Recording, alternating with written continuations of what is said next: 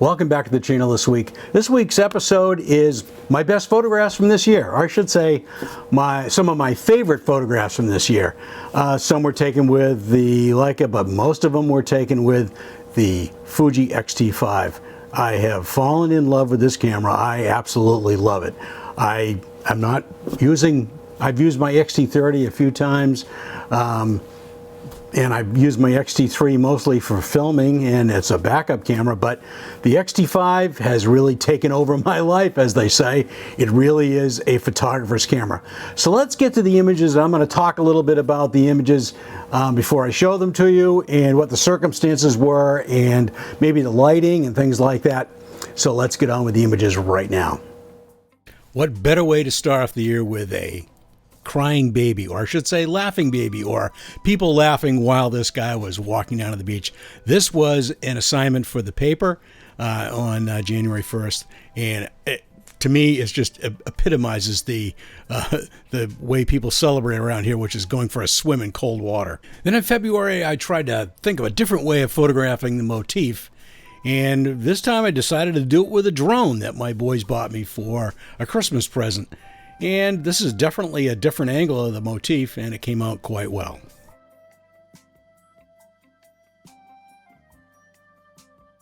So also in February, I got a chance to use a friend of mine's Fujifilm XF 8-16 and compare it with my 10-24, the older version.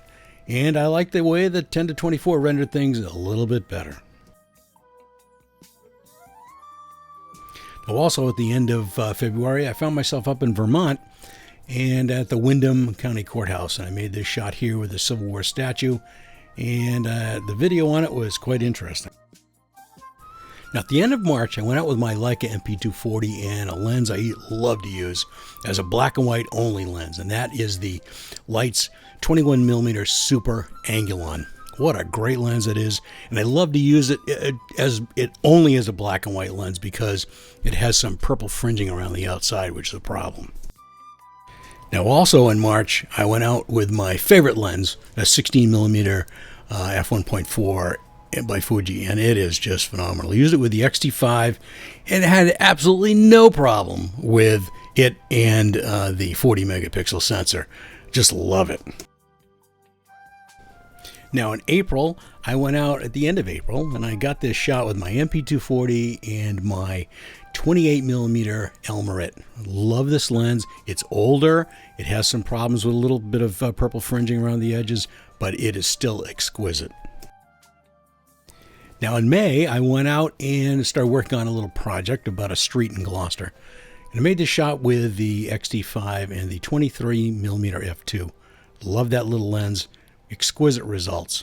Now with this shot, I noticed the way the light is and the shadow and everything, and I just had to wait for someone to come down the hill and walk by with that nice silhouette effect.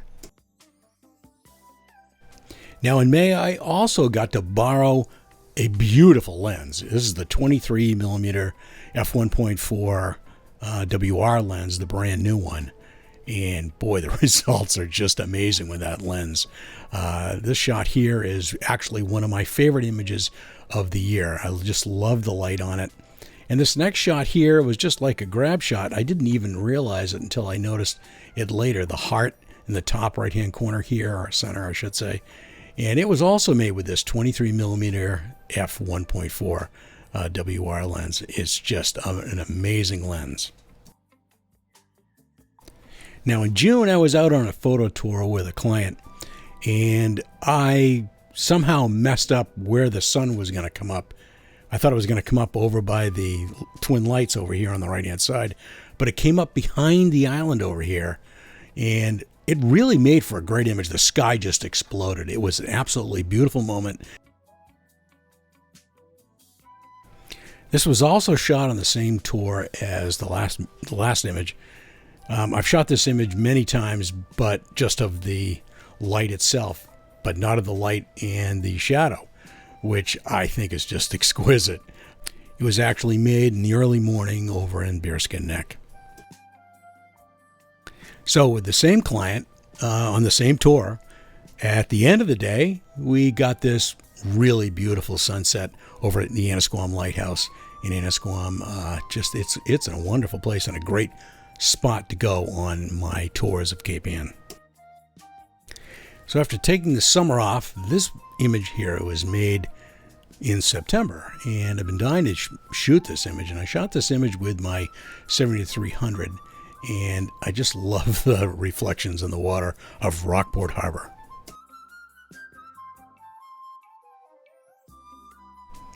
Now, every year around the 1st of October, I have a college reunion that I go to, and this time I headed out on a route that I usually don't go, and I noticed this lobster boat sitting on the side of the road, and I had to go photograph it. I think it's a great image.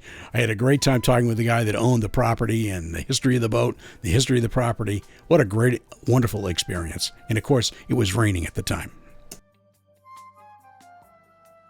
So also in October, I had another full day tour, and this client wanted to shoot some of the Edward Hopper houses that had been painted many, many years ago. And there was an exhibit going on at the local museum. So I found out where one of these houses was, and it's a great old Victorian. And I'm telling you, early morning had some great shots of just the architecture of the building itself, and it lent itself to black and white. Now, also in October, we, for some reason, had a wonderful, colorful fall here on Cape Ann. Sometimes it doesn't happen. Sometimes it happens really late. But this year, it happened just at the right time in the middle of the month. And I went out there with my 70-300, and I got some amazing images.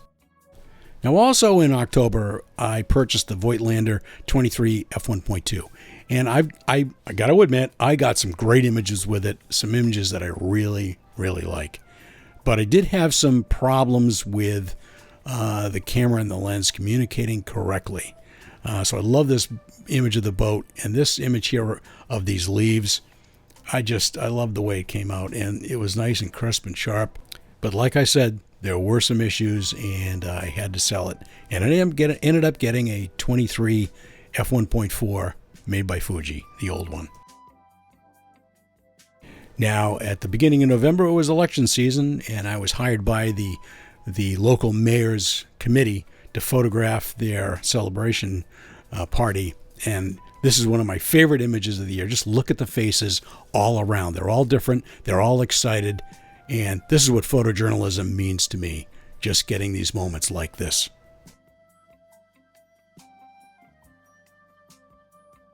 So also in November, I purchased the older version of the 23 1.4 made by Fuji. I love this lens, and we figured out that when you shoot it at high shutter speeds, you do get something that's a little bit soft, and it's got something to do with the OIS. And this is the image that resulted from it, and I really enjoy it.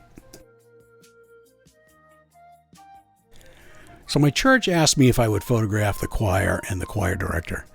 And this shot was made with the 50 f2 made by Fuji. I love that little lens. It's just perfect for things just like this. I love the moment, and the lighting is just extraordinary.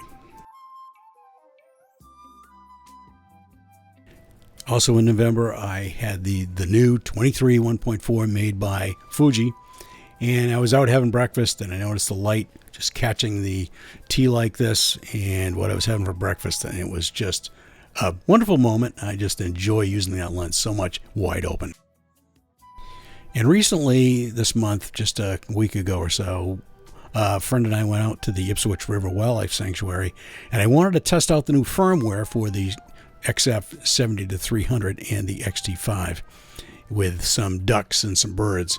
And I got to tell you, it works. You can zoom and focus at the same time on continuous. It's great. Now this bird here, it's a sparrow, and he was a little overfed, and he kind of reminds me of myself at this time of the year. So Happy New Year, everyone. So thanks for hanging in with me for this year-end review. I had some pretty good images, not some great images, but I had some good images. And if you wouldn't mind, please like and subscribe and comment. That would be awesome. Check out CapeAnnPhotoTours.com. That would also be great. And that's it for this year, and I hope you have a great 2024, because 2023 hasn't been all that great, and we're hoping that 2024 is much better. So remember, it's not what you photograph, it's how you photograph it, and we'll catch you next time.